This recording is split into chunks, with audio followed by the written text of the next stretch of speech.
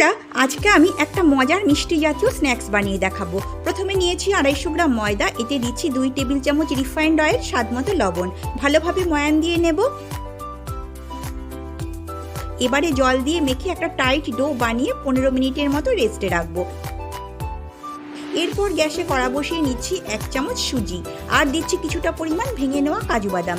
সুজি ও কাজু একটু ভেজে নিয়ে দেব 2 কাপ পোড়ানো নারকেল, 1/4 কাপ চিনি, 1 টেবিল চামচ দুধ।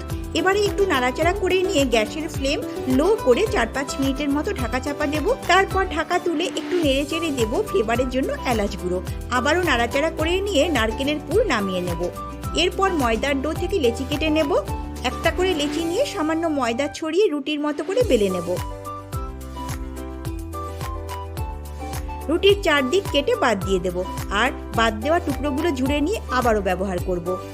এখন কিছুটা নারকেলের পুর এক সাইডে নিয়ে লম্বা করে স্প্রেড করে দেব। তারপর নাইফের সাহায্যে এইভাবে কাট করে নেব। নিচের দিকে সামান্য জল লাগিয়ে নেব। তারপর এইভাবে রোল করে নেব। এবারে রোলটার এক সাইড একটু চেপে সরু করে নেব। এখন দুদিকের এন্ড পার্ট এইভাবে একটা আরেকটার ভেতরে ঢুকিয়ে দিয়ে ভালোভাবে সিল করে দেব। এইভাবে সবগুলো স্ন্যাক্স বানিয়ে নেব। এরপর হালকা গরম তেলে ছেড়ে দেব। লো টু মিডিয়াম ফ্লেমে ক্রিস্পি করে ভেজে তুলে নেব।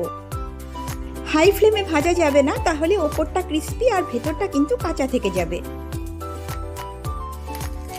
এই স্ন্যাক্সগুলো খেতে কিন্তু দারুণ টেস্টি হয়।